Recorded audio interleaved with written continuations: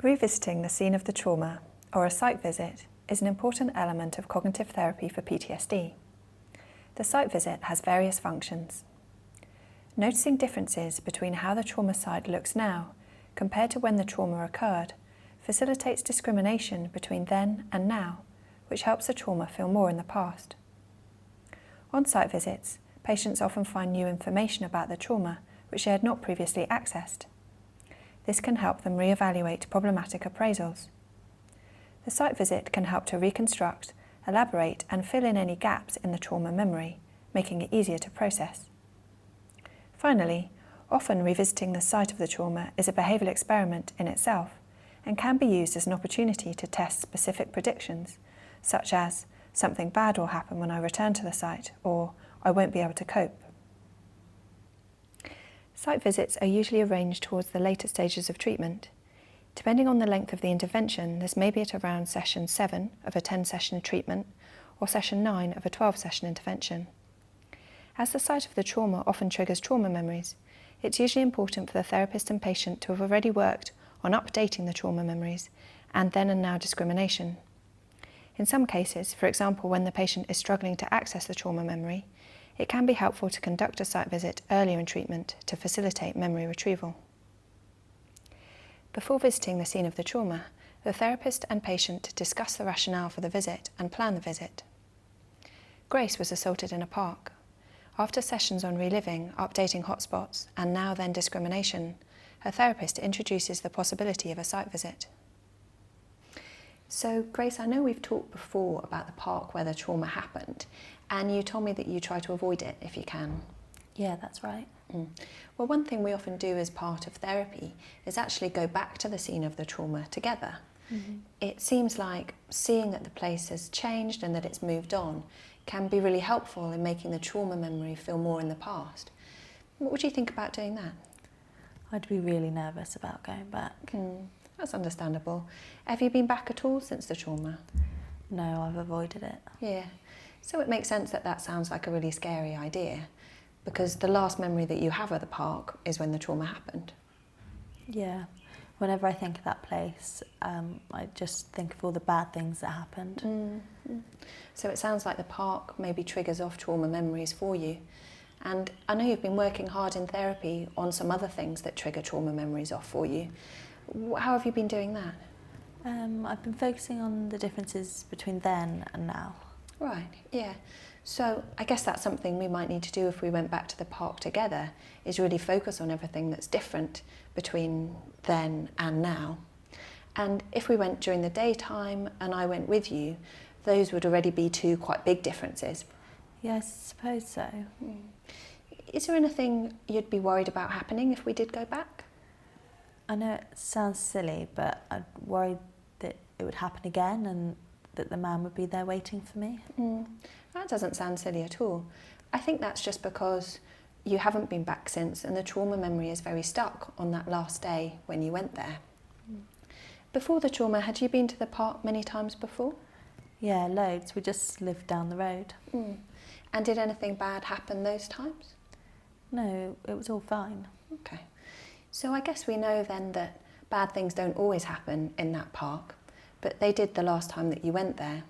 So if we went back, we could maybe test out the idea of whether the man's still there or whether anything bad happens again. Yeah. The therapist checks for concerns about revisiting the trauma site and uses cognitive restructuring to address them. Other practical arrangements need to be made before the site visit. These include agreeing how the therapist and patient will travel to the site and agreeing a meeting point, which should ideally be nearby but not at the scene of the trauma. It can sometimes be useful to trace the route that the patient took to the scene on the day of the trauma. The patient should be asked to bring reminders of their updating information and reminders of the here and now, such as a recent family photo on the site visit in case they experience a flashback. These can also include grounding tools such as strong smells or tastes. Depending on the site, the therapist and patient may also need to plan for situations such as what to do if they bump into someone the patient knows. Lastly, some sites will need special permission to be able to access them, so the therapist or patient will need to make arrangements in advance of the visit. In cases where it's impractical or unsafe to revisit the trauma site in person, a virtual site visit can be conducted using Google Street View or Google Earth. For more information on this type of visit, see the therapist training video on revisiting the site using Google Street View. Virtual site visits can also be useful prior to visiting the scene in person to help the patient to prepare for the visit. Another option is an approximated site visit, where a location very similar to the trauma site is visited. At the site, the therapist provides help and support to the patient. They ask questions to help the patient observe the site and gently encourage them to drop any safety behaviours. One important task on the site visit is to help the patient to observe differences between the site now and the trauma memory. The therapist guides the patient to compare what they perceive at the site now with their memory and notice as many differences as possible. Sensory differences, such as light, sound, smells, body sensations, are important to include. Patients are often surprised how different the site looks now. So Grace, you're doing really well. So what I want you to do is just look around and tell me everything that you can notice which is different between now and the time of the trauma. Well, it's daytime now and it happened at night before, so it was quite dark. Okay, good.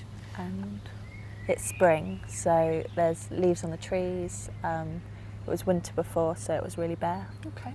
And so is the temperature different at the moment then as well? It's a lot warmer today. Okay, good. So it's a different season, it's warmer, there are leaves on the trees, it's daytime. Yeah. Anything else? There's a lot of people around walking and running, Mm-hmm. and there's a family over there and someone sat on a bench over there. Yeah, good. And I guess one important difference is that the man who attacked you isn't here, is he? No, he's not here. And no one's being attacked, people are just going about their daily lives. Yeah, no one's being attacked. He's not here, so I'm safe. Good, okay. So keep going, what else do you notice that's different? It is also helpful to encourage the patient to do things which weren't possible at the time of the trauma, such as moving around if they had been unable to move. Site visits can also help to reconstruct the trauma. This is particularly helpful when there are gaps in the trauma memory or if the patient has unanswered questions about what happened. Cues at the trauma site may bring back memories of specific moments of the trauma, and objective features of the site, such as layout and distances, may help reconstruct what happened. There are often opportunities to test out certain beliefs or to look for information that might help with appraisals about the trauma. So this is the spot where you tried to run away, is that right? Yeah, I remember now, it was right by this tree. Okay. And we've talked a bit before about why you ran down towards the river instead of back up towards the road.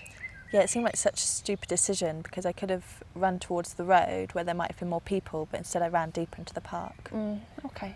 And now that we're here, what do you notice?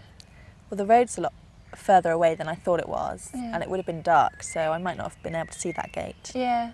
Are there any street lights around here? I can't see any.